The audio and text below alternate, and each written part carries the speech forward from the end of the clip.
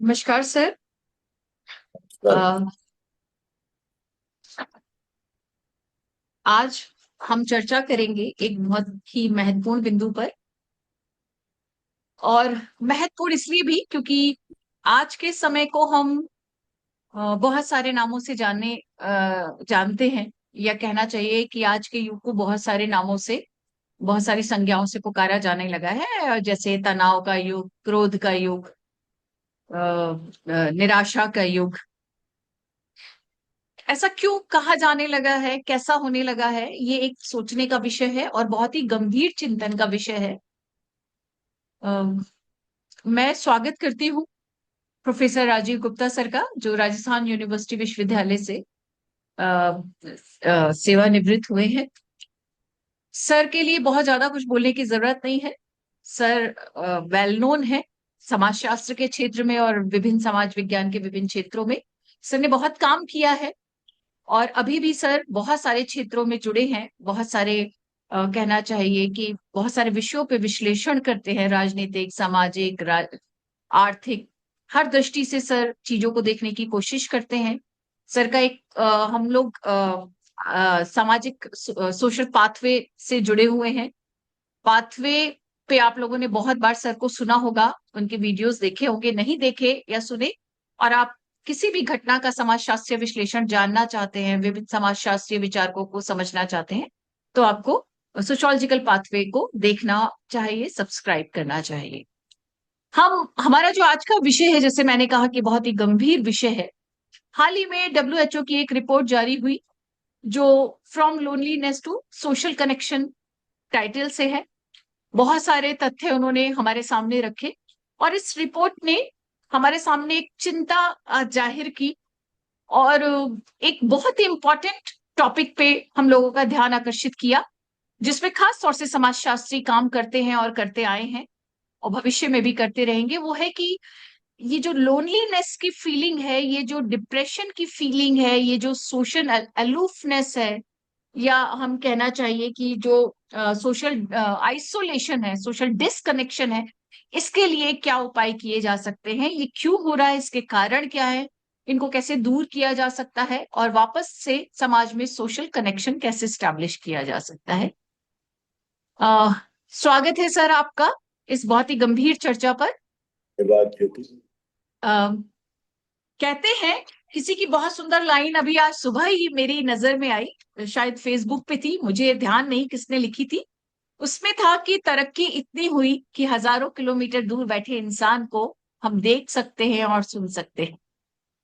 तरक्की इतनी हुई कि हजारों किलोमीटर दूर बैठे इंसान को हम देख सकते हैं और सुन सकते हैं। और पतन भी इतना हुआ कि पास बैठे इंसान की तकलीफ और दर्द हमें दिखाई नहीं देता। बहुत अच्छा, बहुत मैं पहले कुछ, सर आपके सामने, आपने वैसे भी रिपोर्ट पढ़ी होगी, लेकिन उसके बावजूद मैं कुछ फैक्ट्स आप सबके सामने रखना चाहती हूँ। डब्ल्यूएचओ के जो रिपोर्ट हमारे सामने आई, वो एक वैश्विक रिपोर्ट है, मतलब पूरे वर्ल्ड के बारे में उसमें फैक्ट्स लिखे गए हैं। उस रिपोर्ट में कुछ इंपॉर्टेंट फैक्ट्स जो है, मैं सारी रिपोर्ट तो नहीं पढ़ूंगी यहाँ पर, लेकिन कुछ फैक्ट्स आपके सामने रखना चाहूंगी। जैसे 2014 से 2023 के बीच दुनिया भर में हर 6 में से एक व्यक्ति अकेलेपन से जूझ रहा है, जिसका उसके स्वास्थ्य पर, यानी मेंटल, फिजिकल और सोशल हेल्थ पर बहुत इंपॉर्टेंट इफेक्ट पड़ रहा है। अकेलेपन के कारण हर घंटे लगभग 100 मौतें होती हैं, यानी प्रति वर्ष 8,71,000 से ज्यादा मौतें हो रही हैं, हुई हैं, बल्कि ये 2014 से 2019 के बीच का आंकड़ा है। रिपोर्ट में एक चीज और जो कही गई कि ये सबसे ज्यादा इस तरह का जो अकेलेपन की समस्या से, सोशल आइसोलेशन की प्रॉब्लम से जो जूझ रहे हैं, वो टीनेजर्स हैं और लो इनकम या मिडिल इनकम आय वाले देश हैं। बहुत सारे सवाल इन सब चीजों को सुनने के बाद हमारे और आपके दिमाग में उठ रहे होंगे कि केवल मिडिल इनकम या लो इनकम कंट्रीज को ही ऐसा क्यों कहा गया, या किशोर अवस्था और युवा अवस्था के लोग ही अकेलेपन से क्यों जूझ रहे हैं, ये भी एक महत्वपूर्ण सवाल है। वो भी उस दौर में जबकि हम बोलते हैं कि सामाजिक क्रांति, सूचना क्रांति के दौर में, जहां एक क्लिक पर, with in a second, with in a nano second, आप पूरी दुनिया से जुड़ जाने की क्षमता रखते हैं, कैपेसिटी रखते हैं। कुछ सेकंड में आप दुनिया के हर कोने में बैठे व्यक्ति से बात कर सकते हैं। जब संवाद का माध्यम इतना बड़ा हो गया, इतना विस्तार रूप लेता चला गया, ऐसे में भी हम ये बात कर रहे हैं कि लोगों का सामाजिक जुड़ाव खत्म हो गया है। लोग अकेलेपन के शिकार हुए हैं, अकेलेपन की समस्या से जूझ रहे हैं। सर, अब मेरा सवाल आपसे ये है, पहला सवाल, कि आप सोशल आइसोलेशन को और लोनलीनेस को, यानी अकेलेपन को और सामाजिक अलगाव के कंसेप्ट को कैसे परिभाषित करना चाहेंगे? तो जैसे ये जो रिपोर्ट है WHO की, जी सर। ये प्रकाशित की WHO commission on social connection, जो एक फ्रेम है उसके अंदर। और यह रिपोर्ट काफी कुछ अ, संवेदनाओं को झकझोरने वाली रिपोर्ट। मैंने इसमें एक बहुत महत्वपूर्ण लाइन पढ़ी, और मैं अपनी उसी लाइन से शुरुआत करूं। उन्होंने कहा कि it is a public health problem. ये जन स्वास्थ्य से जुड़ी हुई समस्या है। अब जन स्वास्थ्य से जुड़ी हुई समस्या जब आप लेते हैं, तो समाजशास्त्र के विद्यार्थी के रूप में, या हम ये कहें कि समाज विज्ञान के विद्यार्थी के रूप में, कुछ बुनियादी सवाल हमारे सामने उभरते हैं, जिन पर कि यह रिपोर्ट मेरा ध्यान आकर्षित करती है। हम लोग शुरू करते हैं कि man is a social being, एक सामाजिक प्राणी है। और सामाजिक प्राणी का मतलब है कि वो सामूहिकता का हिस्सा है, वह समूह में है, कलेक्टिव का पार्ट है। सवाल ये उठता है कि ये मनुष्य कलेक्टिव से इंडिविजुअल की तरफ कैसे चला गया। ये हमारे लिए एक बड़ी चिंता की बात है, और इस पर चिंतन भी होना चाहिए कि जो सामूहिकता हमारे अपने सामाजिक अस्तित्व की बुनियादी जरूरत है, वह सामूहिकता व्यक्तिवादिता की तरफ शिफ्ट कर गई, और ऐसा लगने लगा कि हम सामूहिकता से अलग होते चले गए। सामाजिक आइसोलेशन को हम इसी रूप में देखें कि हम किस किस से कटे हुए। एक बड़ी इंटरेस्टिंग, अभी आप जो लाइन बता रही थी, मुझे लगता है कि हमें शुरुआत कर, जैसे हायरार्की होती है ना, उसी हायरार्की की तरह हमको शुरुआत करनी चाहिए। क्या हम अपने आप से भी आइसोलेटेड हैं, क्योंकि हम अपने स्व को पूरी तरह से जानना नहीं चाहते। और ये एक आइसोलेशन है जो कि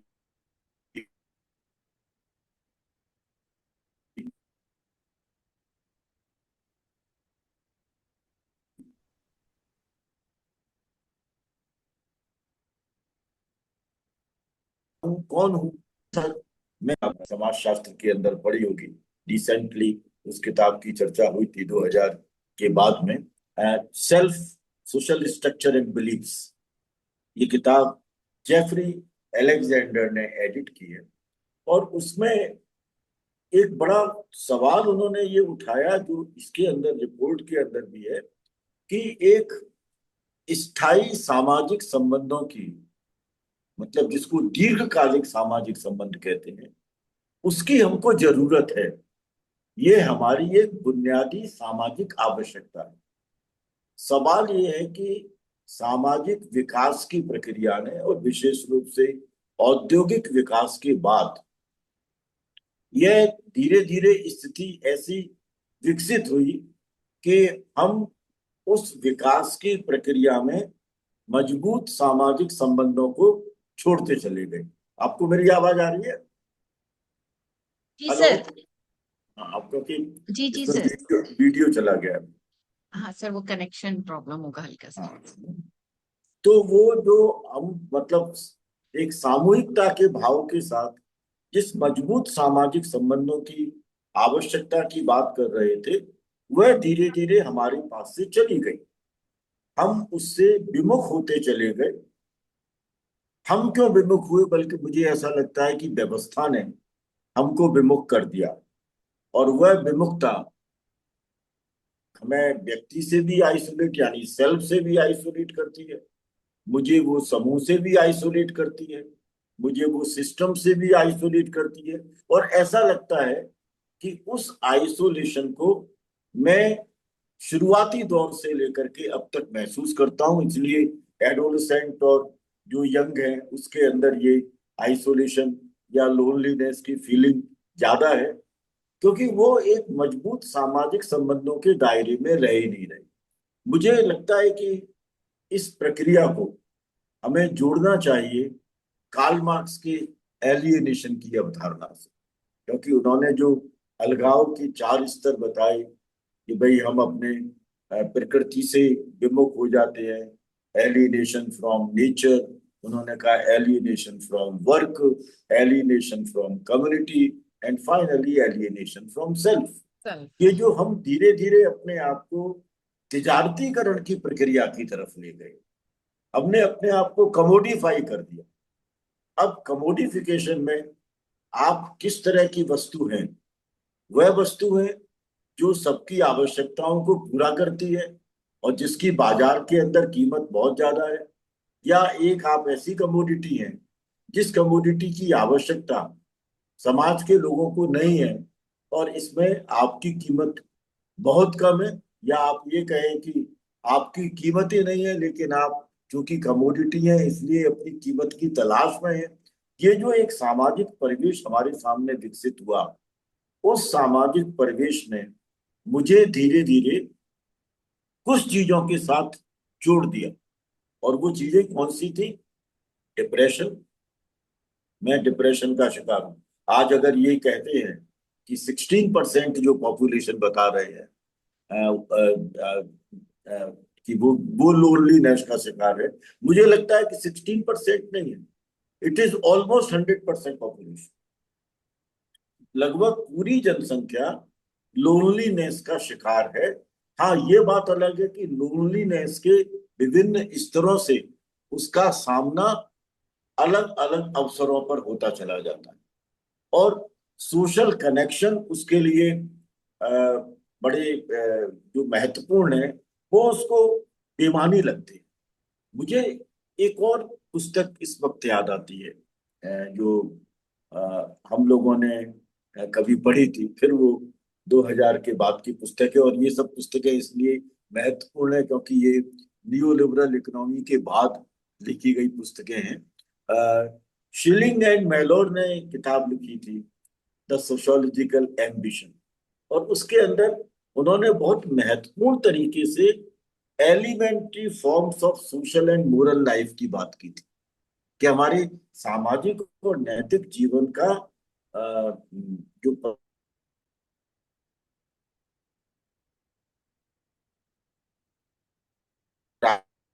प्रारंभ सर आपका नेट कनेक्शन शायद लूज हो रहा है, क्योंकि बार आप एकदम साइलेंट हो जा रहे हैं। को पढ़ रहा था, तो मुझे अब आ रहा है।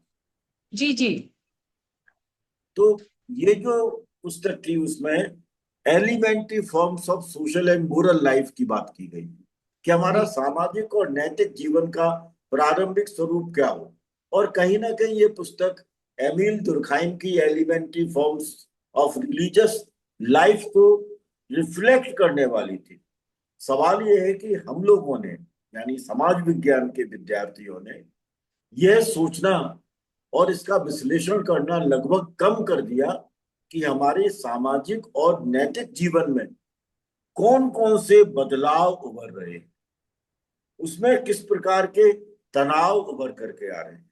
अगर हम उन बदलावों की चर्चा करते तो सोशियोलॉजी के अंदर मोरल कंसर्न्स की बड़ी विस्तार से चर्चा की जाती। और मोरल कंसर्न्स का मतलब है इंडिविजुअल और कलेक्टिव के बीच का रिलेशन, जिसमें रेसिप्रोसिटी का एलिमेंट, ये सब चीजें हमसे मिस होती चली गई। और नतीजा ये हुआ कि हम एक आइसोलेशन के इनबिल्ट स्ट्रक्चर का हिस्सा बन गए। हम सर मैं यहीं लोनलीनेस पर के इनबिल्ट स्ट्रक्चर का हिस्सा बन गए। सर मैं यहीं पर आपने शुरुआत में एक लाइन बोली थी, आपने बोला था कि हम सामूहिकता से व्यक्तिवाद की तरफ बढ़ रहे हैं। क्यों बढ़ रहे हैं, क्यों ऐसा हो रहा है? क्योंकि हम सोशल बीइंग है, सोशल एनिमल है। आ, हम सोशल एनिमल तब बने, मतलब हम कहेंगे कि हमने इंटरेक्शन शुरू किया, मतलब अब सामाजिक प्राणी आप इसलिए बने क्योंकि आपने इंटरेक्शन किया। जब हमने सोशियोलॉजी में आपसे पढ़ा कि दो या दो से अधिक व्यक्ति जब इंटरेक्ट करते हैं और रिपीटिशन होता है तो रिलेशंस बनते हैं। तो इंटरेक्शन के लिए सिंबल्स चाहिए, साइंस चाहिए, लैंग्वेज चाहिए, यानी संवाद होना चाहिए। वर्तमान दौर में तो संवाद के माध्यम बड़े हैं, पहले की तुलना में बहुत ज्यादा। तुलनात्मक रूप से अभी संवाद के बहुत सारे माध्यम आए हैं। और जैसा मैंने प्रारंभ में कहा था कि हम देश के किसी भी, संसार के किसी भी कोने में बैठे हुए व्यक्ति से संवाद कर सकते हैं विद इन अ सेकेंड, है ना। उसकी तस्वीर देख सकते हैं, उसको सुन सकते हैं, देख सकते हैं। तब ऐसे में हम कह रहे हैं कि संवादहीनता की स्थिति उत्पन्न हो गई। क्यों? देखिए, ये सवाल बहुत महत्वपूर्ण सवाल। हमारे जो मजबूत सामाजिक संबंध थे, वो मजबूत सामाजिक संबंध जो प्राथमिक समूह है उनसे निकले थे। और उन प्राथमिक समूहों से निकलते निकलते उन संबंधों की एक मजबूती हमें द्वितीयक समूहों के अंदर भी देखने को मिली। लेकिन अब संबंधों में कॉमर्शलाइजेशन का एटीट्यूड आ गया। संबंधों का व्यवसायीकरण है। और जब संबंधों का व्यवसायीकरण होता है, और आप जानते हैं कि ये जो व्यवसाय है और ये पूंजी जितनी भी है, ये एक अमूर्त चरित्र रखती है। जब आप उस अमूर्त चरित्र का हिस्सा बनेंगे, तो जो मजबूती वाले सामाजिक संबंध थे, वे मजबूती वाले सामाजिक संबंध धीरे धीरे स्वार्थपरकता और इंटरेस्ट सेंट्रिक रिलेशंस में कन्वर्ट होते चले गए। मुझे खूब याद है, मेरे एक मित्र हैं, मित्रता का दायरा काफी बड़ा है, लेकिन मित्र हैं जिनके साथ मेरी अपनी स्वाभाविक स्वतंत्रता है।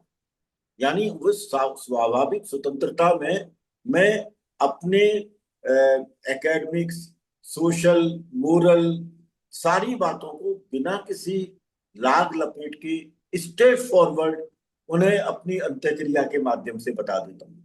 उसमें मैं अपने साइन भी इस्तेमाल करता हूँ, मैं उसमें अपने सिंबल भी इस्तेमाल करता हूँ, मैं उसके अंदर लैंग्वेज भी इस्तेमाल करता हूँ, वो लैंग्वेज जिसके अंदर मुझे अत्यंत निकटता का एहसास होता है। और मुझे लगता है कि मैं अगर इन सारी चीजों को बता दूंगा, तो इसके बताने के बाद में मेरा अपना जो एक मानसिक दबाव है, वह मानसिक दबाव मुक्त हो जाएगा और उसमें कॉन्फिडेंशियलिटी बनी रहेगी। इस तरह के जो संबंध थे, जो संबंध नॉन हायरार्किकल थे, जिन संबंधों के अंदर डीपेस्ट क्लोजनेस के भाव थे, जिसके अंदर मोरालिटी के नए डायमेंशंस थे, जिसमें कल्चर की रचना उन लोगों ने अपने अपने तरीके से की थी, वे सारे जो संबंध हैं, वे सारे जो मूल्य हैं, वे सारी जो प्रणालियां हैं, वे धीरे धीरे हमारे अपने दौर से बाहर चलेंगी।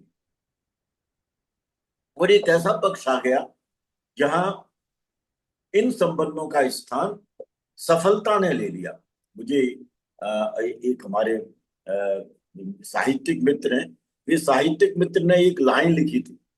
उन्होंने कहा था कि जो चरम सफलता है ना, जब आप उस चरम सफलता की प्राप्ति में जुट जुट जाते हैं, तो उसका एकाकीपन का एहसास उसके अंदर अनिवार्यतः शामिल हो जाता है। यानी अब हम सब लोग उस चरम सफलता को चाहते हैं, उसकी प्राप्ति चाहते हैं।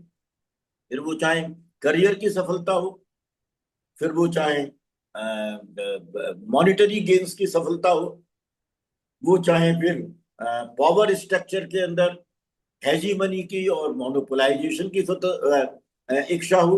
उन सब में मेरे को चरम सफलता चाहिए। और जब चरम सफलता में आप जुट जाते हैं, तो ये सामाजिक और नैतिक जीवन के जो पक्ष है ना, वे दरकने लगते हैं। और वे जो दरकाव है, वो जो एक डाउनफॉल है। वह डाउनफॉल मुझे एकाकीपन की तरफ ले जाता है। एक स्टेज बड़ी इंटरेस्टिंग है ज्योति। एक स्टेज पर कई बार आपको लगता है कि सामूहिकता बेमानी है, मुझे समाज से क्या लेना देना, मुझे तो अपने आप में सफलता चाहिए। आजकल की जो जनरेशन है वो जनरेशन बात करने लगी है, बहुत हो गया। अब आप अपने लिए भी सोचिए। आपने सबके लिए बहुत कर दिया, आप अपने लिए सोचिए। और जैसे ही वो बात की जाती है ना कि आप अपने लिए सोचिए, वैसे ही आपको लगता है कि ये अपने लिए सोचने का भाव एकाकीपन का भाव है। और ये एकाकीपन का भाव चाहे किसी को किसी भी रूप से प्रभावित करे, पर मुझे दुविधा में डाल देता है, जिसको कहते हैं ना कंसेप्ट ऑफ एम्बिवेलेंस। वो दुविधा आपके सामने है कि आप अपने व्यक्तित्व में कितने संघर्ष कर रहे हैं, आप अपने समूह के बीच में कितने संघर्ष कर रहे हैं, आप समाज के साथ कितने संघर्ष कर रहे हैं। लेकिन अफसोस ये है कि समाज का एक बहुत बड़ा हिस्सा, समूह का एक बहुत बड़ा हिस्सा, यहाँ तक कि मेरे व्यक्तित्व का एक बड़ा हिस्सा उस संघर्ष को, उस संघर्ष की अनुभूति करने के लिए तैयार ही नहीं है। और इसलिए तो मुझे ये लगता है सवाल कि वो जो आइसोलेशन है वो मेरे व्यक्तित्व से लेकर के समाज के सभी पक्षों में शामिल है। तो सवाल ये भी उठता है यहाँ पर, अभी रिसेंटली आपने पढ़ा होगा, 2-3 दिन पहले के शायद भास्कर में था। उसमें एक माँ ने एक साइकोलॉजिस्ट जयपुर की थी, और किस्सा जो था ये अहमदाबाद का है। तो उसमें उसने पूछा कि मेरा एक जो 10 वर्षीय बच्चा है, वो हमेशा ही क्लास में फर्स्ट आता था, छोटी क्लास से लेकर अब तक। और लेकिन अब वो जो है इस बार वो सेकंड आया। और जब से वो रिजल्ट लेकर घर आया है, उसने अपने आप को कमरे में बंद कर लिया है, और अंदर से सिर्फ यही आवाज दे रहा है कि मैं यूजलेस हूँ, और मैं हार गया, और मैं चुनौती का सामना नहीं कर पाया, मतलब जो भी इस तरह की लाइनें बोल रहा है। तो उसकी मदर मतलब बोलती है, उस साइकोलॉजिस्ट से उसने सवाल किया कि ऐसे में मुझे अपने बच्चे के साथ कैसा करना चाहिए। सवाल ये उठता है कि वो ये सीखा कहाँ से, उस बच्चे ने ये सीखा कहाँ से? क्या मतलब ये पेरेंटिंग का दोष है, या ये स्कूलिंग का दोष है, हमारा एजुकेशन सिस्टम ऐसा हो गया है, या सोसाइटी की एक्सपेक्टेशंस बहुत हाई हो गई है, या उस बच्चे की सेल्फ क्रिएटेड एक्सपेक्टेशंस इतनी ज्यादा है कि उसने 10 साल के बच्चे ने ऐसा किया। और ये एक घटना है मात्र, ऐसी घटना से हम रोज 2-4 होते हैं कि बच्चे का एक मार्क्स भी कट जाता है।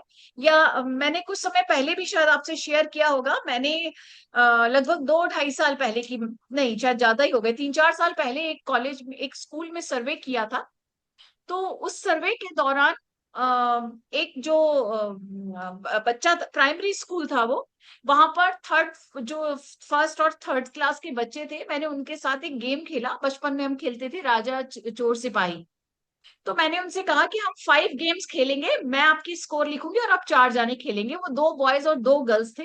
मैंने इंटेंशनली नहीं लिया था, वो 4 बच्चे मुझे दिखे, तो मैंने चारों को कहा कि चलो खेलते हैं। उसमें एक लड़की तुरंत उठी और वो कमरे में चली गई खेल खत्म होने के बाद। तो और उसने अंदर से, वो अंदर जाके एक चेयर पे बैठ के रोने लगी। मुझे लगा ये पता नहीं क्यों रो रही है, मैं उसके पास गई। मैंने बोला अरे क्या हुआ, तुम क्यों रो रही हो? तो उसने कहा मैं एक बार भी राजा नहीं आई, तो ये मेरी हार है। आप ये सोचिए, ये इस तरह के आंसर, ये 3-4 साल पहले की मैं बात बता रही हूँ, है ना। अब 4 साल बाद तो क्या तो सिनेरियो होगा।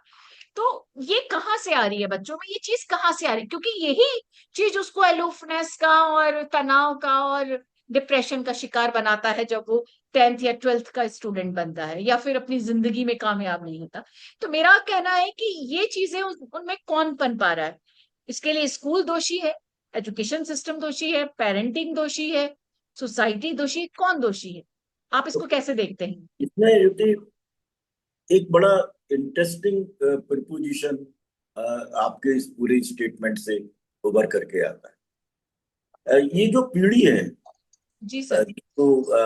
जिसका संकेत इस रिपोर्ट के अंदर दिया गया है, एडोलेसेंट और यंगस्टर्स, वैसे तो ये सभी के ऊपर लागू हो जाता है, पर नेचुरली इस पीढ़ी के ऊपर वे ज्यादा लागू होता है। हमारे जितने भी व्यवस्थागत ढांचे हैं, उन सभी व्यवस्थागत ढांचों ने इस जनरेशन को हाई डिपेंडेंसी मॉडल का हिस्सा बनाया। ये लोग अत्यधिक आश्रित हो गए। अत्यधिक आश्रित, क्योंकि शुरुआती दौर से इनको जिस पूरी प्रक्रिया से गुजरना पड़ा, जिसको आप इशारा कर रहे थे शुरुआती दौर में कि भाई हम इस एज का शिकार हैं, हम इस दौर से गुजर रहे हैं, हम एक एक बड़े अजीब किस्म के दौर से गुजर रहे हैं। Right from the beginning, childhood की जो अर्ली स्टेज है, उस चाइल्डहुड की अर्ली स्टेज से ही हमने उसे एज ऑफ कंपटीशन का हिस्सा बना दिया। और उस एज ऑफ कंपटीशन में हमारे फैमिली सिस्टम ने कंपटीशन और राइवलरी, इन दोनों के बीच के भेद को भी खत्म कर दिया। अब जो मेरा कॉम्पिटिटर है वो मेरा राइवल भी है, ये बताते हैं इससे तुमको आगे बढ़ना है, इससे तुमको आगे बढ़ना है। क्लास के अंदर मेरे बहुत अच्छे मार्क्स आ रहे हैं, लेकिन मिस्टर एक्स या मिस एक्स के मुझसे ज्यादा आ रहे हैं, तो मुझे मेरी फैमिली और मेरे टीचर कहेंगे देखो तुमको उस एक्स से आगे बढ़ करके दिखाना है।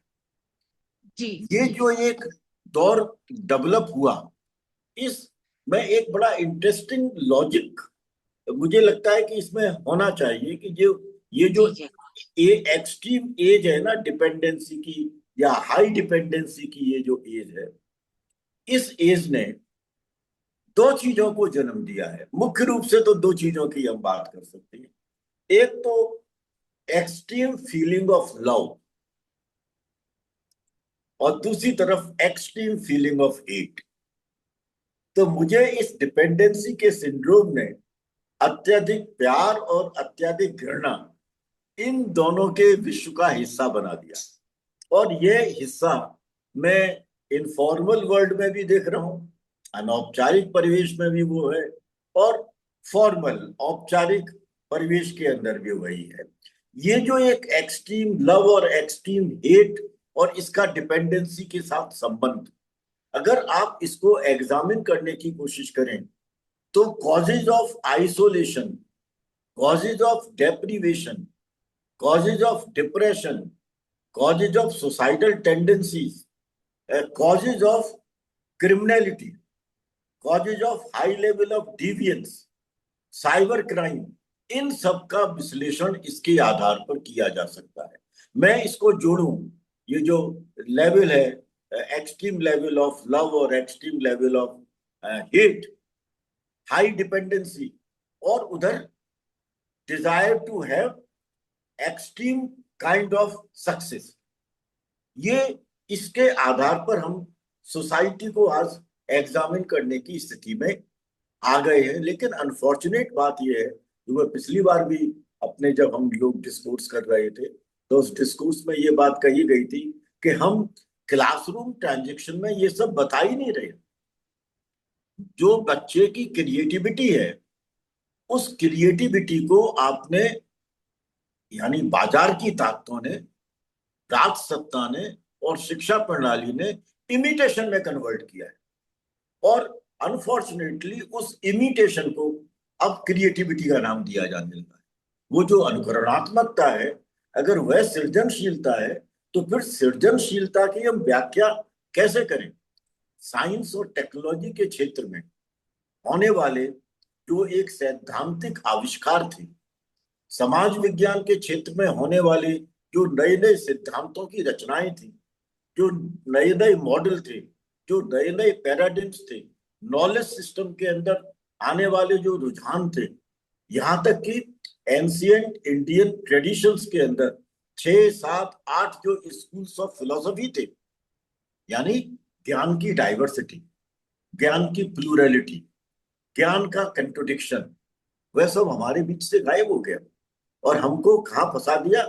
इस एज ऑफ इमिटेशन ने स्किल, उसने हमको स्किल के साथ सिखा दिया कि भाई आप तो अपनी कुशलता को विकसित कीजिए। कुशलता और ज्ञान, इन दोनों का जब आप घालमेल कर रहे हैं, और क्लासरूम के अंदर वही कुशलता और वही ज्ञान हमारे सामने कई रूप में उभर करके आ रहा है। बच्चे आज ज्ञान के साथ नहीं जुड़े हैं, वे कुशलता हासिल कर रहे हैं ताकि परीक्षा के अंदर वो हाईएस्ट मार्क्स ला सके। हाई जस्ट मार्क्स लाना यह ज्ञान का पर्याय नहीं, ज्ञान का परिणाम नहीं है, यह कुशलता का परिणाम है। एग्जामिनेशन स्किल का परिणाम है, और जब उस स्किल के अंदर उतार चढ़ाव होता है तो आप आइसोलेशन का शिकार बन जाते हैं। ज्ञान के अंदर होने वाला उतार चढ़ाव आपको डायलॉग के लिए प्रेरित करता है, आपको डिबेट के लिए प्रेरित करता है। आपको लगता है कि मेरे ज्ञान में ऐसी क्या कमी थी, यही तो डायलेक्टिक्स है ना। जी जी। जब मुझे लगता है कि मेरे ज्ञान के अंदर कहीं कोई कमी मुझे महसूस हो रही है, कहीं कोई पैराडिमिक लैप्स मुझे नजर आ रही है, तो मैं और ज्यादा पढ़ता हूँ, और ज्यादा उसके साथ में कॉन्फ्लिक्टिंग कंटेक्स्ट में आता हूँ, और फिर नए नए तरीके से ज्ञान की व्याख्या करता चला जाता हूँ। मुझे ज्ञान के क्षेत्र में फॉल्सिफिकेशन ज्यादा इंपॉर्टेंट लगता है। इसके स्किल के अंदर फॉल्सिफिकेशन का मतलब है असफलता, और वह असफलता मेरे को अंदर तक तोड़ देती है। और चूंकि अब स्किल और असफलता ये दोनों एक दूसरे के साथ जुड़ गए हैं, इसलिए आपको लगातार आइसोलेशन के केसेस नजर आ रहे हैं। कोटा के अंदर जो जो बच्चे आत्महत्या कर रहे हैं, वो आत्महत्या ज्ञान की कमी की वजह से नहीं कर रहे हैं, वो इसलिए आत्महत्या कर रहे हैं क्योंकि कोचिंग सेंटर्स, उनके माता पिता, उनके अभिभावक, उनके आसपास का माहौल उनको बार बार ये कह रहा है कि तुम्हारे अंदर वो स्किल नहीं है जिस स्किल के कारण तुम अपने एग्जामिनेशन के अंदर यह सफलता प्राप्त कर सको। और उसको लगता है कि अगर मेरे अंदर सफलता प्राप्त करने की यह स्किल नहीं है तो मैं नाकारा हूं, मैं बिल्कुल ही समाज के लिए यूजलेस हूं। तो आइसोलेशन मुझे समाज के अंदर एक यूजलेस एंटिटी के रूप में स्थापित करने की कोशिश कर रहा है, क्योंकि वहां पर स्किल सेंट्रिक एनवायरनमेंट जनरेट करने की कोशिश की जा रही है। एंड अनफॉर्चुनेटली ये विश्व के प्रत्येक देश के अंदर हो रहा है। और इसलिए मुझे लगता है कि ये जो कमीशन है, इस कमीशन की रिपोर्ट को हमें एम्बिवेलेंस की कंटेक्स्ट में, दुविधा के संदर्भ में देखने की जरूरत है। होता क्या है इन रिपोर्ट्स के अंदर, मैंने वो पूरी रिपोर्ट नहीं पढ़ी है, आपने तो पढ़ी होगी, लेकिन मुझे लगता है कि इन रिपोर्ट्स में इंपिरिकल एविडेंसेस तो हैं। कहा गया कि 16% लोगों के बीच में ये है, ये तो बता दिया। और ये भी बता दिया कि भाई लगभग 8,71,000 लोग प्रति वर्ष अकेलेपन के आत्महत्या कारण करते हैं। मर जाते हैं, अकेले जी। उनकी मृत्यु हो मर जाती जाते है, हैं, मृत्यु हो जाती है सब। मृत्यु हो जाती है उनकी हाँ मृत्यु। जी। ये सब हमको फैक्ट्स तो बता दिए, लेकिन ये नहीं बताया कि क्या ये जो मृत्यु है, इस मृत्यु का उस सोशल किलिंग से क्या संबंध है जिसका सामना हम दिन प्रतिदिन कर रहे हैं। ये मृत्यु अचानक नहीं है, ये मृत्यु मेरी पर्सनैलिटी में सामाजिक, सांस्कृतिक, नैतिक, मनोवैज्ञानिक ढंग से धीरे धीरे प्रवेश करती चली जा रही है। उसकी तरफ नहीं गया उनका ध्यान, थियराइज नहीं कर रहे हैं, उनकी आइडियोलॉजीज को तलाशने की कोशिश नहीं कर रहे हैं। रिपोर्ट इंपिरिकली इंपॉर्टेंट हो जाती है, लेकिन मीनिंगलेसनेस कैसे डेवलप हो रही है। सर पॉलिसी मेकर मेरे ख्याल जो होते हैं उनका ज्यादातर ध्यान जो होता है वो फैक्ट्स कलेक्ट करके पॉलिसी मेकिंग पर होता है। दैट्स वाई वो लोग थ्योरी बिल्डअप की तरफ ध्यान नहीं देते और थ्योरी कंस्ट्रक्ट नहीं करते। अच्छा सर, मेरा एक सवाल और भी यहाँ पर होता है जो कि उस रिपोर्ट में भी था। वो ये कह उन्होंने कहीं रिपोर्ट में ये स्टार्टिंग में ही बिल्कुल लिखा था कि अकेलेपन के कारण यानी लोनलीनेस और सोशल डिसकनेक्शन के कारण या सोशल आइसोलेशन और लोनलीनेस के कारण जो है हेल्थ इफेक्टेड होती है। और हेल्थ में उन्होंने कहा कि तीनों तरह की हेल्थ। अब आप मुझे बताइए कि आप कैसे देखते हैं कि सोशल, फिजिकल और मेंटल हेल्थ आपस में कैसे कनेक्टेड हैं? कि असल में ये जो सोशल, फिजिकल, मेंटल हेल्थ जितनी भी है ना, ये जिनकी जी ये तीन जो कंसेप्ट हैं, इवन लोग स्पिरिचुअल हेल्थ की बात भी करते हैं। जी इन जी। सबको अगर आप देखें तो ये एक एक बड़े फ्रेम का हिस्सा है। मुझे लगता है कि ये सोशल सफरिंग के कंसेप्ट के अंदर इन सारी चीजों का मूल्यांकन करने की जरूरत है। अब ये सोशल सफरिंग क्या है? जब मैं आइसोलेशन का शिकार हूं, जब मैं डेप्रीवेशन और एलियनेशन का शिकार हूं, तो इसका एक स्ट्रक्चरल मीनिंग है जो, और वो मीनिंग क्या है कि मुझे जिसको कि मेन स्ट्रीम का हिस्सा बनना चाहिए था, उस मेन स्ट्रीम का हिस्सा बनने की बजाय मुझे मार्जिन पर ला करके खड़ा कर दिया।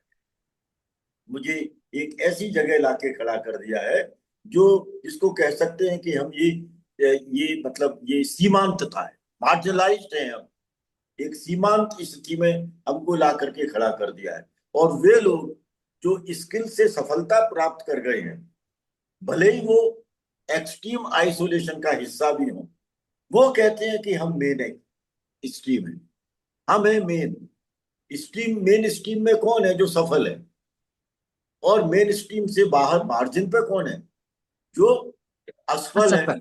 असफल है जो, और असफल है तो वो निराश है। उसकी निराशा स्वयं के द्वारा उत्पन्न नहीं की गई है, उसकी निराशा इसलिए उत्पन्न हुई है क्योंकि व्यवस्था ने ऐसे संसाधन पैदा किए जो कुछ लोगों के पास चले गए, उसके पास नहीं आ पाए, इसलिए वो निराशा की तरफ चला गया। जो जिसको मैं मार्जिनलाइजेशन की बात कर रहा हूं, या जिसको मैं एक्सक्लूजन की बात कर रहा हूं, marginalization and exclusion are not natural process, they are well intentional problems, well intentional processes created by the powerful sections of society। ये हमको देखना चाहिए। तो और जो वल्नरेबल सेक्शंस हैं, जो मार्जिन पे खड़े हुए, बहुत से लोग हैं, ऐसा नहीं है कि ये कोई धन के आधार पर है। लोग इसको केवल धन और संपत्ति के आधार पर इसकी बात करते होंगे, लेकिन परिवार के अंदर, धनी परिवारों के अंदर महिलाएं मार्जिन पर है, धनी परिवारों में जी बच्चे जी। मार्जिन पर हैं। तो जो मार्जिनलाइजेशन है, उसके कई सारे वेरिएशंस हमारे सामने हैं। और जब मैं उस मार्जिन पर खड़े होकर के उस सफल व्यक्ति को देख रहा हूं, जो आइसोलेटेड तो है लेकिन मुझे डिक्टेट कर रहा है, मुझे डायरेक्शन दे रहा है, मेरे ऊपर अपनी जो वायलेंट पावर है, उस वायलेंट पावर को इस्तेमाल कर रहा है, तो मैं धीरे धीरे एक ऐसी स्थिति में आ जाता हूं जो मुझे फिजिकल डिजीज देती चली जाती है, जिसको आप कहते हैं ना कि लाइफ स्टाइल डिजीजेज है। ब्लड प्रेशर है, आपका डायबिटीज है, ये जो एंजाइटी सिंड्रोम्स हैं, ये सब किसका हिस्सा है? कहीं ना कहीं इसके मूल में ये है। अब ये बात अलग है कि आप इसके डिफरेंट डायमेंशंस को देख लें कि आप कल्चरली कितने पावरफुल हैं। फिल्मी क्षेत्र के अंदर, सिनेमा के क्षेत्र में अनेक लोग जो सफलता प्राप्त करने के बाद अचानक उनको लगा कि नहीं, उनकी 2 या 3 मूवीज असफल हो गई तो उन्होंने आत्महत्या कर ली। गायक जो हमारे मित्र हैं, कवि हैं, उनको लगता है। तो हर कैटेगरी के अंदर इस तरह की स्थितियां पैदा हो रही हैं जहां वल्नरेबिलिटी है।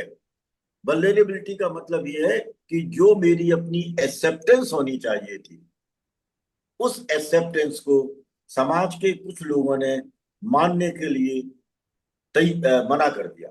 यानी मुझे एक्सक्लूजन का शिकार होना पड़ा। और उस एक्सक्लूजन का शिकार मैं क्यों हुआ हूं, इसकी खोज हमें मॉडर्नाइजेशन की प्रोसेस के अंदर करनी पड़ी। सर जी, अब जो रिश्तों का ताना बाना कमजोर होता जा रहा है, खासतौर से जितने भी इंस्टीट्यूशन है, फॉर्मल की तो छोड़ दीजिए, हम अभी सिर्फ इनफॉर्मल की बात करें। जब इनफॉर्मल ही इतना कमजोर है तो फॉर्मल का तो क्या कहना। ये जो रिश्तों का ताना बाना इतना कमजोर होता जा रहा है, हाल ही के कुछ दिन की घटनाएं तो हम लोगों को सबको याद है, दिमाग में है सबके। मतलब आदमी इतना भौतिकवादी होता, ये सब जानते हुए भी, जितने कि हम एक सोशल बीइंग है, हमारे लिए संवाद या टुगेदरनेस कितनी इंपॉर्टेंट है।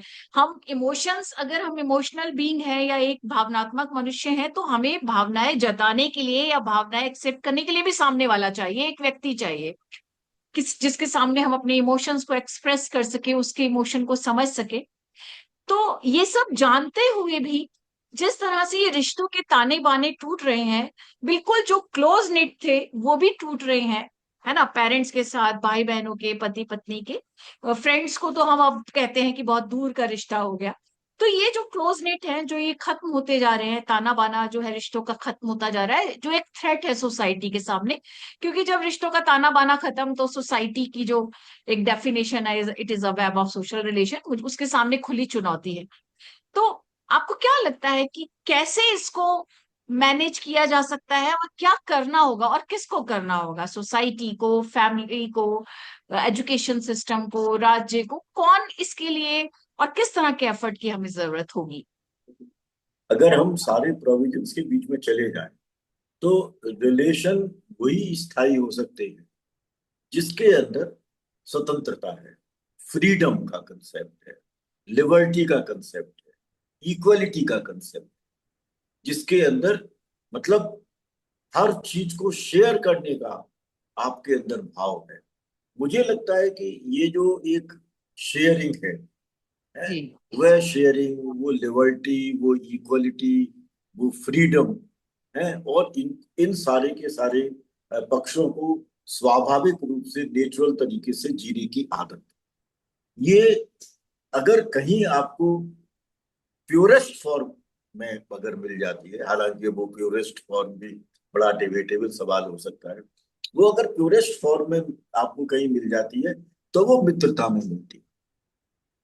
मित्रता के अंदर एक कंपोनेंट मिस करता है, और वो है अथॉरिटेरियनिज्म।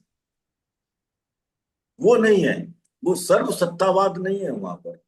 अगर हम परिवार के संबंधों को तलाशने की कोशिश करें, अगर हम राज्य के साथ संबंधों को तलाशने की कोशिश करें, हम एजुकेशनल इंस्टीट्यूशंस के साथ जो हमारे अपने संबंध हैं उनको तलाशने की कोशिश करें, यहाँ तक कि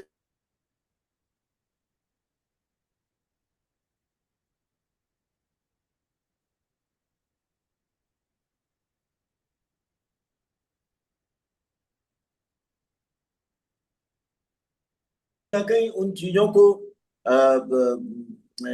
जो है ना, उनको एक्सक्लूड करने का भाव, हम उन उन सब चीजों के साथ में जुड़ जाते हैं। मतलब इस रिलेशनशिप के अलावा बाकी सारे रिलेशंस में आपको सर्विलांस नजर आती है, और रिलेशंस में आपको स्पाइंग नजर आती है। आप अगर कोई आर्टिकल लिख रहे हैं तो उस आर्टिकल को लोग प्रेज नहीं करेंगे, उस आर्टिकल का मूल्यांकन करने की कोशिश करेंगे दूसरे संदर्भों के साथ। तो ये जो जो आपके, जिनके साथ आपके अपने नेचुरल क्लोजनेस है, उस नेचुरल क्लोजनेस के लोग आज भी आपके साथ जुड़े हुए हैं। हाँ, इतना जरूर है कि ये जो नेचुरल क्लोजनेस वाली फ्रेंडशिप है, वो फ्रेंडशिप फादर के साथ भी हो सकती है, वो मदर के साथ भी हो जी सकती है, जी जी वो पत्नी के और बच्चों के साथ भी हो सकती है, वो अपने कुलीग्स के बीच में भी हो सकती है, वो अपने चाइल्डहुड के फ्रेंड्स के साथ भी हो सकती है। उन सब के बीच में वो जो एक नेचुरल क्लोजनेस का भाव है, उस नेचुरल क्लोजनेस का भाव वाले संबंधों का जो ढांचा है, वो बहुत सिकुड़ गया है। मतलब अगर हम कहें ना कि आज वो, अगर सबसे कीमती अ, वस्तु, वस्तु शब्द हालांकि यहाँ पर गलत है, लेकिन अगर सबसे कीमती वस्तु आज के दौर में तलाशी जाए, जो इनवैल्यूएबल एसेट, इनवैल्यूएबल एसेट, तो वो है एक नेचुरल क्लोजनेस वाली फ्रेंडशिप। क्या हम उस नेचुरल क्लोजनेस वाली फ्रेंडशिप को लोगों के विजन का, लोगों की समझ का हिस्सा बना पाए हैं? क्या हम उस फ्रीडम को, हम उस डेमोक्रेसी को, हम उस इक्वलिटी को, हम उस लिबर्टी को, हम उस म्यूचुअलिटी को कहीं कल्चर कल्चर सिस्टम के अंदर जोड़ पाए हैं? या आज भी हम hierarchy, individualism, subordination, subjugation, structural violence, इन सबको महत्व देते हैं? परिवार महत्व देता है? अभी आपने देखा, जरा सी किसी एक बात पर, जरा से किसी बात पर फादर ने अपनी जो एक बहुत ब्राइट बेटी थी उसकी गोली मार करके हत्या कर दी, हरियाणा के अंदर। टेनिस स्टार थी वो लड़की। अब उस टेनिस स्टार में मान लीजिए अगर वो कोई भी कारण रहा हो, होना तो ये चाहिए था कि उस टेनिस स्टार को उसका परिवार, उसका गांव, उसका समुदाय, उसके मित्र, सपोर्ट। उसके रिलेशन, वो सब उसको महत्व देते, उसको एनकरेज करते, उसको आगे बढ़ाते। मुझे लगता है कि शायद वह इन सारी सफलताओं को प्राप्त तो कर रही थी, लेकिन एक जो एक नेचुरल फ्रीडम वाली रिलेशनशिप का पैटर्न उसको चाहिए था, वह उसको नहीं मिला।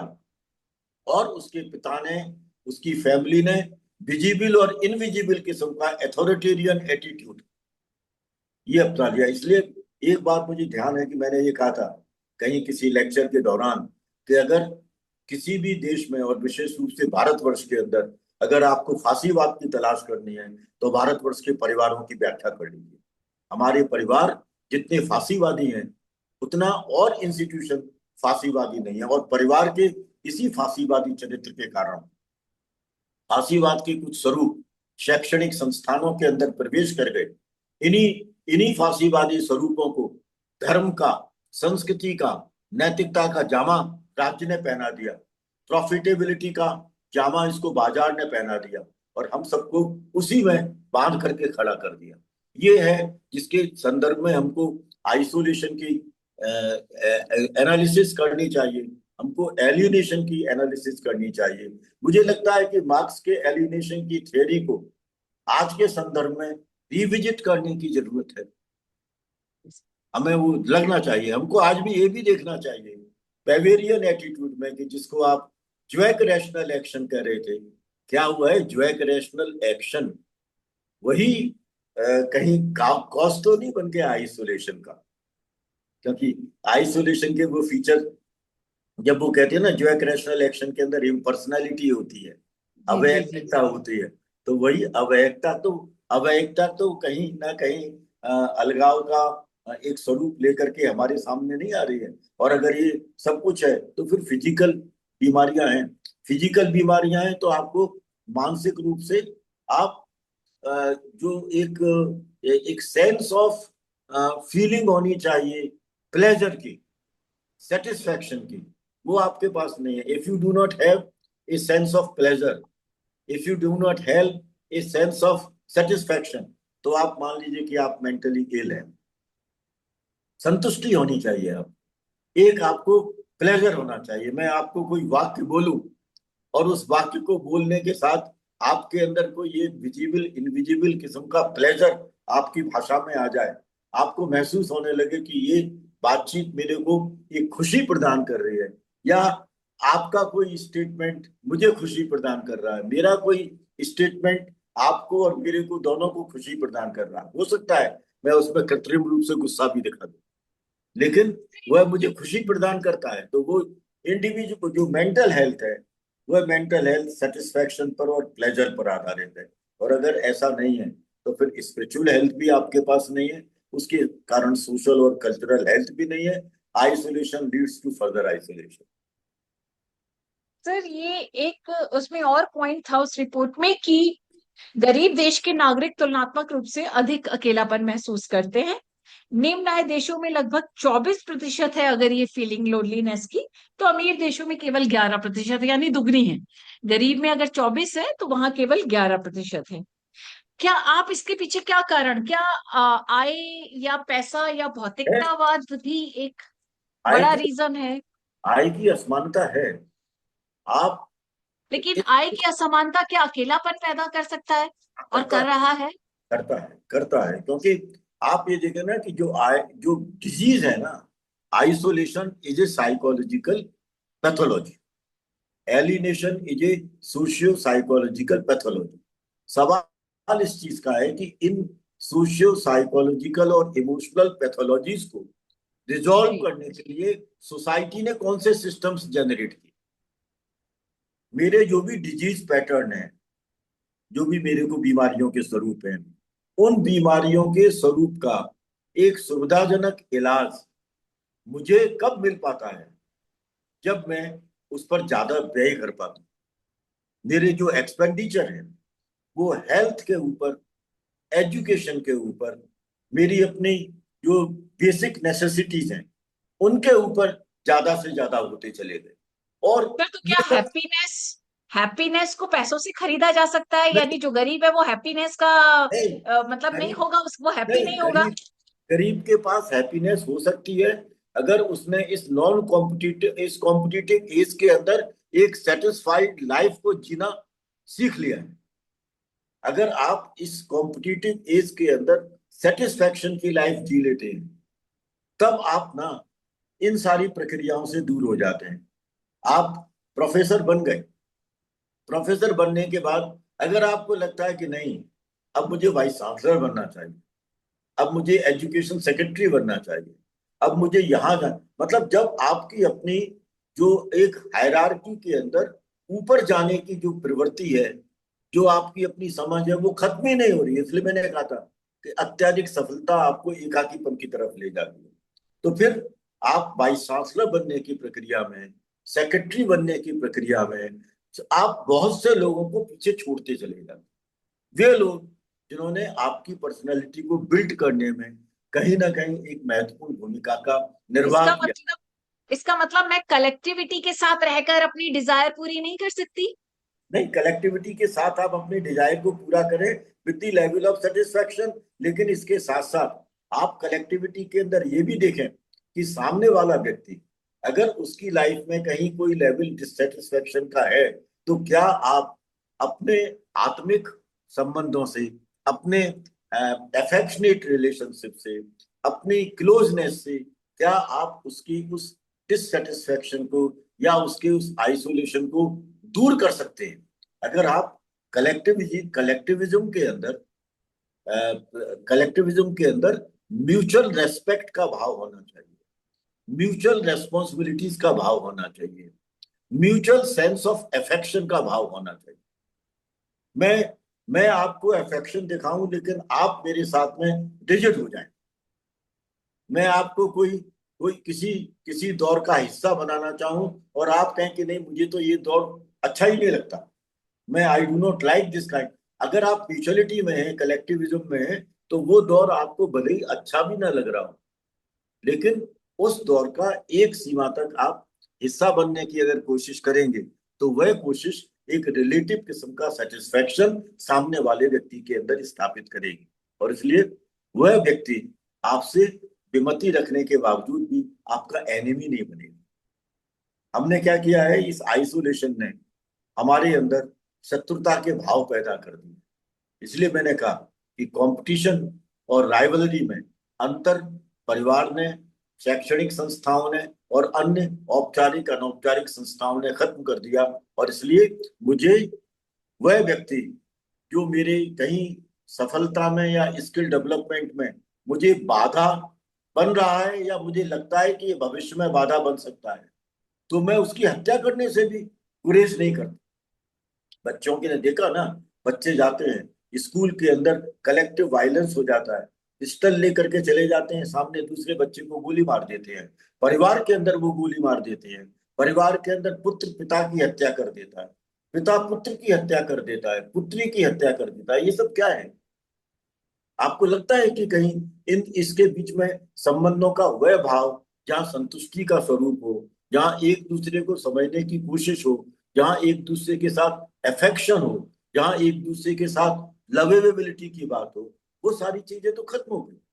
और इसलिए मैंने कहा कि अब हमारे संबंधों की व्याख्या राजसत्ता और बाजार कर रहा है, मुक्त बाजार प्रणाली जिसको फांसीबाग सपोर्ट कर रहा है, और राज्य उसकी अधीनस्थता का हिस्सा बन गया है। और इसलिए हर बार आपको लगता है कि संबंधों की व्याख्या अब मैं और आप नहीं कर रहे हैं, संबंधों की व्याख्या वे ऑर्गेनाइजेशन कर रहे हैं जो सिर्फ सफलता, स्किल डेवलपमेंट, इन सब के संदर्भ में बात कर रहे हैं। एक चीज और भी मैं इस संदर्भ में कहूँ, और जो मुझे लगा कि उसकी चर्चा कहीं यदि हमारे हम लोगों के बीच में, समाजशास्त्र के विद्यार्थियों के बीच में, विशेष समाज विज्ञान के विद्यार्थियों के बीच में होनी चाहिए। मैं एक आर्टिकल पढ़ रहा था, इंडिविजुअल डेथ और कलेक्टिव डेथ के बीच का अंतर, आइसोलेशन का, एलियनेशन का, फ्रस्ट्रेशन का, ये बहुत महत्वपूर्ण कारण है। Collective death, collective death, Iran, Israel, Gaza strip, Pahalgam, air India accident, क्या है ये सब? ये सब कलेक्टिव डेथ है। और इन कलेक्टिव डेथ का जिस तरह से प्रेजेंटेशन होता है, वह मेरे इमोशंस को न्यूट्रलाइज कर रहा है, और उस न्यूट्रलाइज्ड इमोशन का अब जो कॉन्सिक्वेंस है, वो मुझे इंडिविजुअल डेथ के ऊपर भी देखने को मिल रहा है। कलेक्टिव डेथ रूलिंग पावर के साथ जुड़ी हुई। मैं उन रूलिंग पावर्स की चर्चा नहीं कर रहा जिन्होंने इस कलेक्टिव डेथ को लेजिटिमेसी प्रदान की, वैधता प्रदान कर रहे हैं आप सामूहिक हत्या को, और उस सामूहिक हत्या के दौर में आप ना ये देखें कि इस individual death is a cause of isolation, it is a cause of depression, suicide. लेकिन क्या उस सुसाइड के पीछे आपको नहीं लगता कि ये कलेक्टिव डेथ भी कहीं ना कहीं कारण बनती है? क्योंकि उस कलेक्टिव डेथ ने आपके पीछे एक डार्क एज का मैप तैयार कर दिया, एक ऐसा नक्शा जिसके अंदर गहन अंधकार आपको नजर आने लगता है। बड़ा अस्त व्यस्त लगता है जब मुझे लगता है कि गाजा पट्टी के अंदर बच्चों की हत्या हो रही है, डॉक्टर्स मारे जा रहे हैं, जर्नलिस्ट मारे जा रहे हैं। हो सकता है वो मेरे इमोशन को न्यूट्रलाइज करते हो, लेकिन धीरे धीरे वो मेरे व्यक्तित्व के अंदर इतनी पैथोलॉजीज पैदा कर रहे हैं कि मुझे उन पैथोलॉजीज के कारण साइको इमोशनल, सोशल, फिजिकल, पता नहीं कितनी डिजीजेस का सामना करना पड़ रहा है। और इसलिए मैंने कहा कि ये जो सोशल सफरिंग है, फिजिकल सफरिंग, इनके सोशल कॉन्सिक्वेंसेस और इनके सोशल कॉजेस तलाशने की जरूरत है।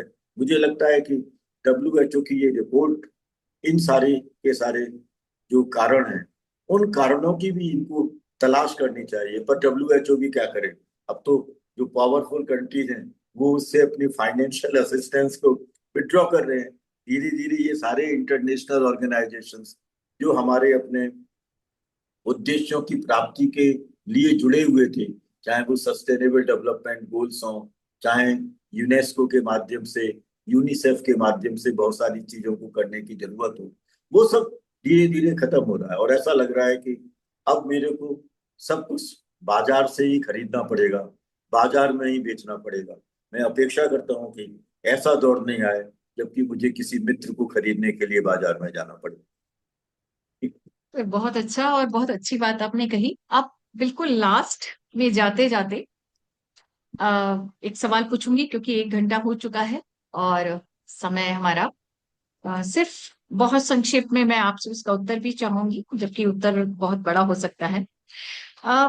सोशल कनेक्शन जिसकी ये बात कर रही थी हमने, जहां से शुरुआत की थी कि from loneliness to social connection, इस रिपोर्ट में तो चूंकि जैसा मैंने कहा कि एनालिस्ट और पॉलिसी मेकर ज्यादा होते हैं जिन्होंने ये लिखा होगा और जिन्होंने ये जोड़ा इसको, और जिन्होंने ये वेरिएशंस हमारे सामने, ये वेरिएबल्स हमारे सामने रखे कि निम्न आय, मध्यम आय वाले या टीनेजर्स ज्यादा कर रहे हैं, या हमारा जो फोकस है एक समाजशास्त्र के, एक समाज वैज्ञानिक के रूप में, ये क्या रहना चाहिए कि हम सोशल कनेक्शन को किस तरह स्टैब्लिश करें। उसके लिए हमें एजुकेशन सिस्टम में, फैमिली सिस्टम में और सोसाइटी में किस तरह के चेंज लाने की, या किस तरफ लोगों को पॉइंट आउट करने की जरूरत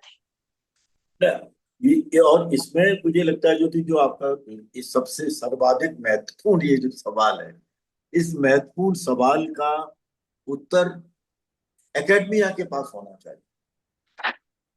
अब एकेडमिया के रूल पर मैं नहीं जा रहा कि वो कितना इनडिफरेंट और प्रो सिस्टम हो गया है, लेकिन क्या academia all over the world can go against the idea of unjust world? ये जो एक असमान विश्व है, इस असमान विश्व के विरुद्ध क्या हमारी अपनी चेतना, क्या हमारा दृष्टिकोण विकसित हो सकता है? पहला। और इसके लिए मुझे लगता है कि सबसे पहले हमें सोसाइटी के अंदर और क्लासरूम के अंदर इस बात पर, यह बड़ी लंबी प्रोसेस है, इस पर चर्चा करनी चाहिए कि हमारा परिवार और जो परिवार व्यवस्था है, why it has become a system of conflict and anxiety. सबसे ज्यादा संघर्ष और सबसे ज्यादा एंजाइटी की अगर कोई व्यवस्था है आज, तो आज के दौर में वो परिवार है। परिवार आपको कॉन्फ्लिक्टिंग ट्रेंड दे रहा है, परिवार आपको एंजाइटी की तरफ ले जा रहा है। एक वॉर और फियर ऑफ वॉर, ये आपके सामने उभर करके आ रही है। वो वॉर जो वॉर लाइक सिचुएशन है, डोमेस्टिक वायलेंस के रूप में हत्या हो जाती, मार देते हैं, लेटेस्ट जो वेपन्स हैं उनका आप इस्तेमाल कर लेते हैं। यानी वो जो वॉरफेयर टेक्नोलॉजी है जो आप युद्ध के मैदान में इस्तेमाल कर रहे हैं, वही वॉरफेयर टेक्नोलॉजी आप इस सिस्टम ऑफ कॉन्फ्लिक्ट और एंजाइटी वाले व्यवस्था के अंदर, परिवार के अंदर भी उसी को आप इस्तेमाल कर रहे हैं।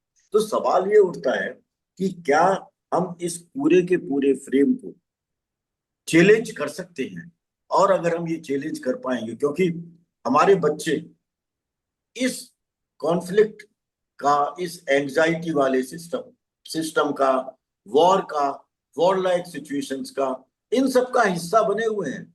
हम पोस्ट ट्रुथ सोसाइटी के अंदर सच्चाई की खोज करना भूल गए हैं। हम इस कॉम्पिटिटिव एज में ज्ञान की खोज को भूल करके सूचनाओं के विश्व में हमको धकेल दिया गया है, जिसको आप कहते हैं कि वो जो सूचनाएं आपको वर्चुअल वर्ल्ड के माध्यम से प्राप्त होती हैं, जिसके लिए कितनी सत्यापनशीलता चाहिए, कितनी उसकी रिलायबिलिटी, वैलिडिटी चाहिए, वो सब हमारे पास नहीं है।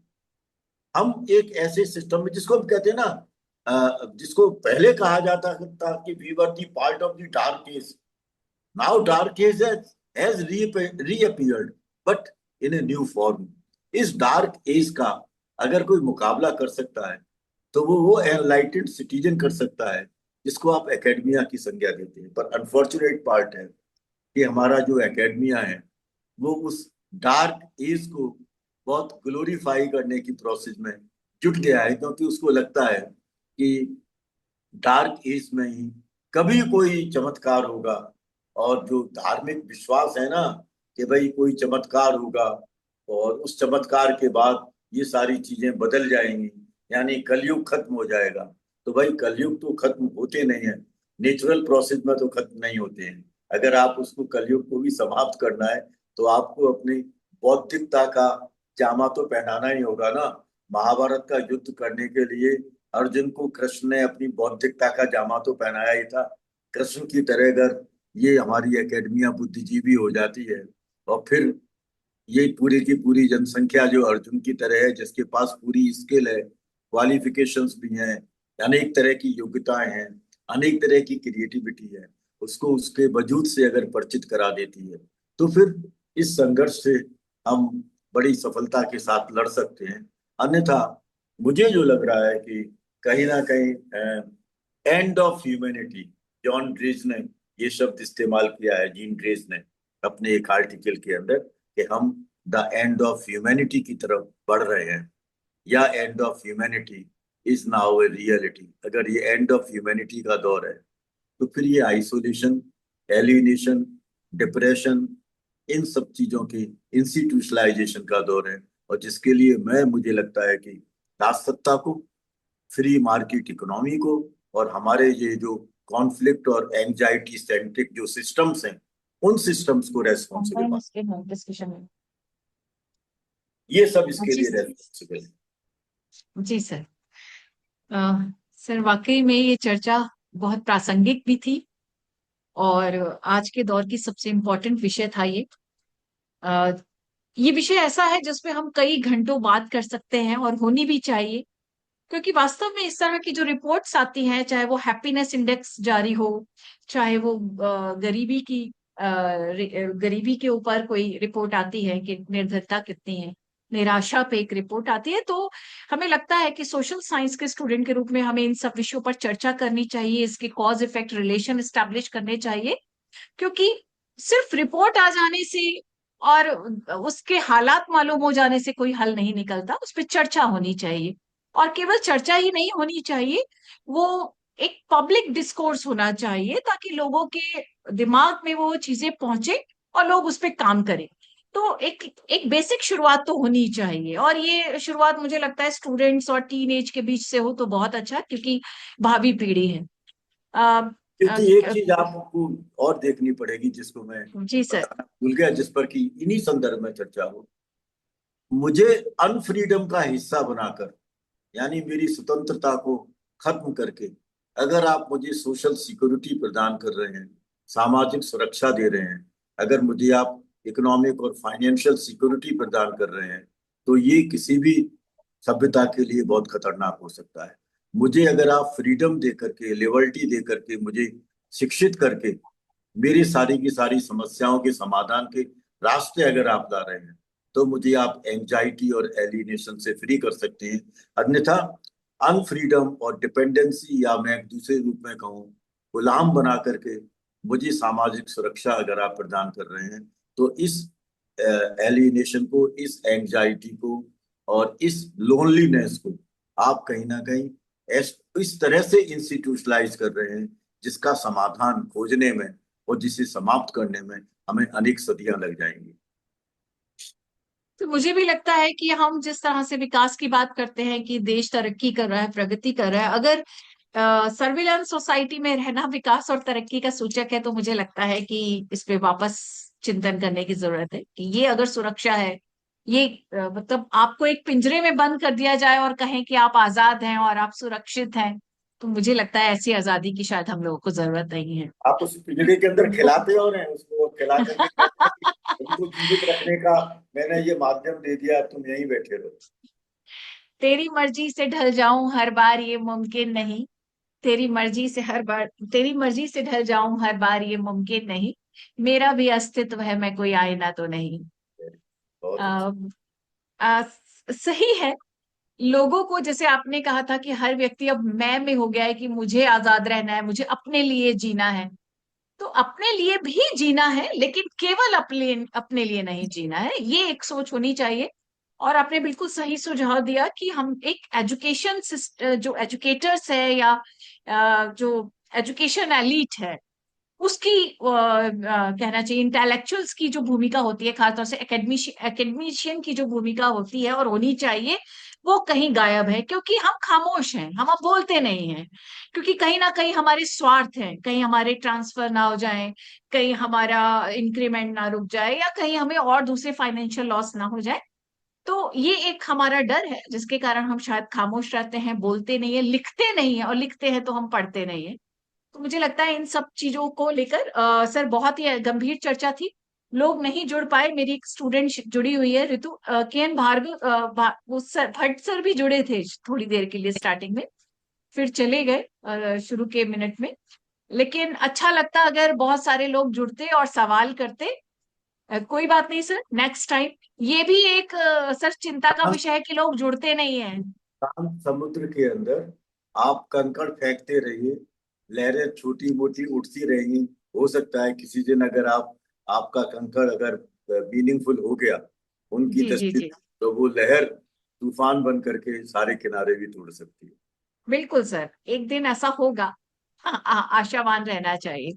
चलिए, अगेन थैंक यू सर, बहुत अच्छा चर्चा रही। फिर इसी तरह की चर्चा पे हम दोबारा मिलेंगे इस उम्मीद के साथ, नेक्स्ट टाइम नेक्स्ट टॉपिक के साथ। Thank you so much sir. Thank you.